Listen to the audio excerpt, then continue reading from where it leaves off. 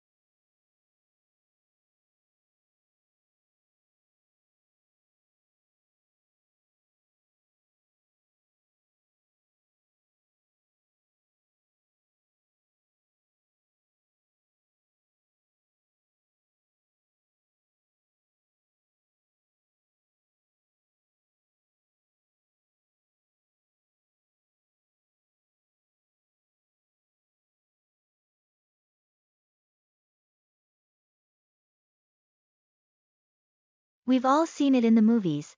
After doing long hard years in prison, a man finally walks free. He steps outside, the sun on his face, the wind in his hair, ready to start over. A new beginning. A new life. The reality of getting out of prison can be very different. If you don't have anyone to pick you up, you might get a transport voucher. If you don't have anywhere to go, you might be given $275, 2 nights in a motel and one set of clothes, that's it. There are more people in prison in Australia than ever before. Right now, that's more than 40,000 people. If you take the official figures, that's 40% more than 6 years ago.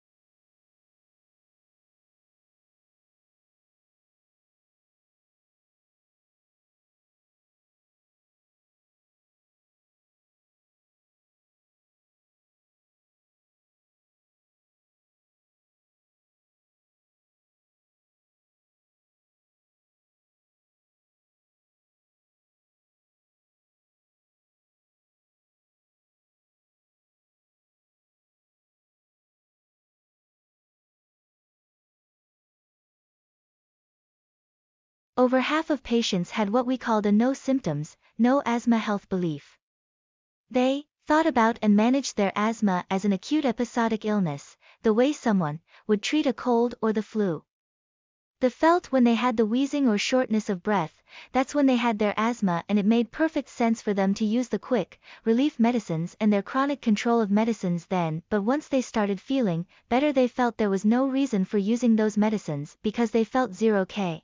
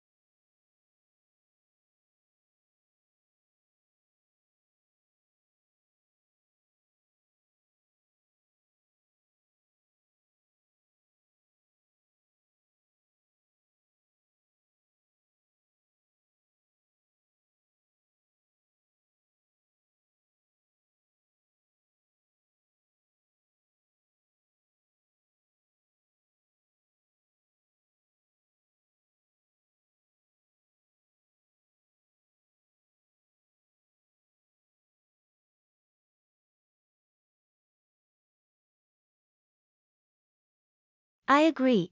I think that it does need some mass action by people to change their habits, and to apply pressure to governments. And there's a message here, not just for those students who will enroll for the course, but I think for everybody that will listen to this album. This is a problem that affects every single one of us. It's not going to go away, there's a huge problem, and I think that we all have a role to play in addressing this problem.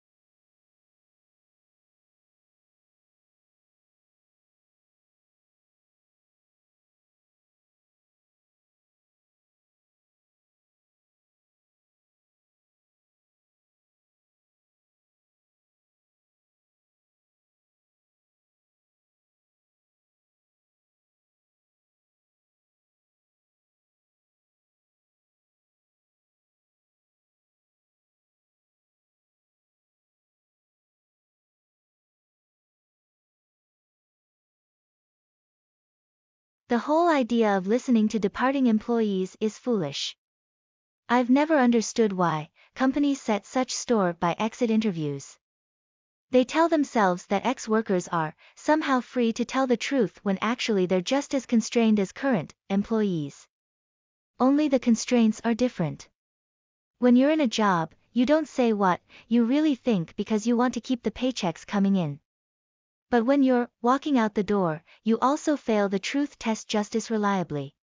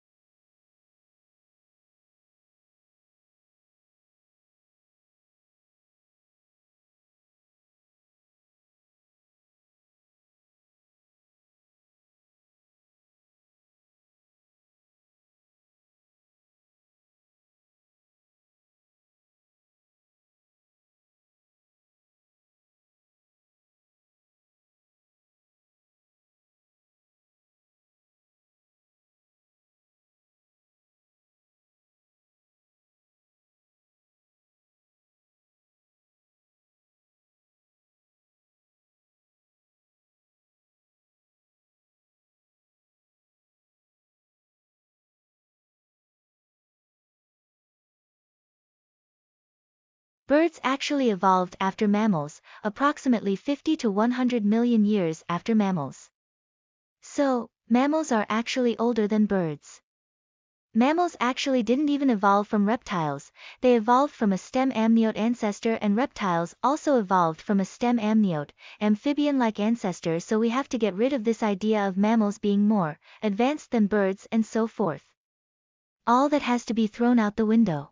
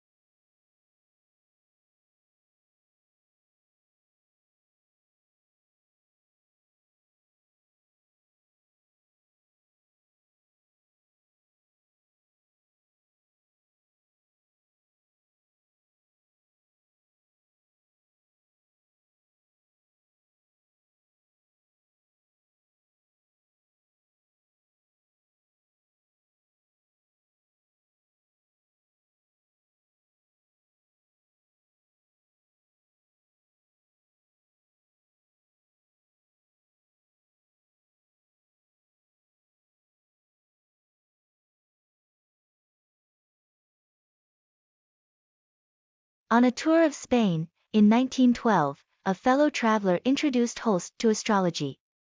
And he became so curious that sowed the seeds of his spectacular orchestral suite, the Planets, his most popular if not most representative of creation, which portrays the astrological rather than the mythological characters of 7 planets in our solar system. Jupiter, the bringer of jollity, has both of its jovial feet planted firmly on the ground.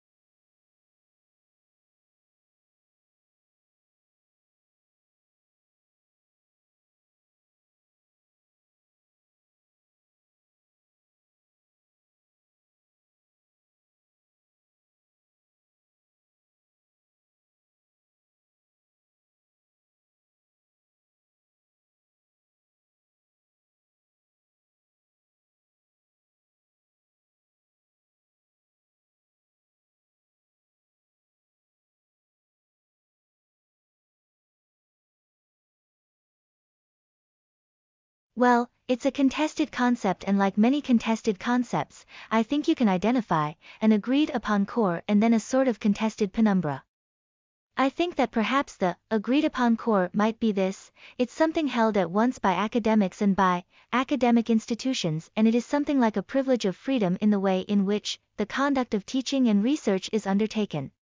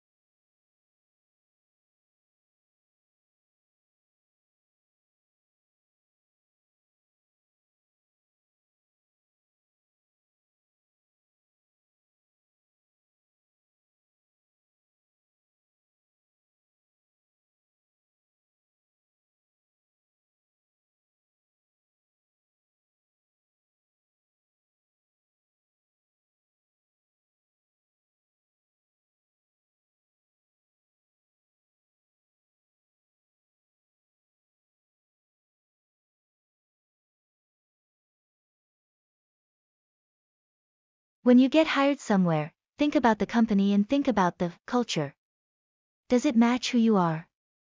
For me, I loved aviation and I decided this is where I belonged.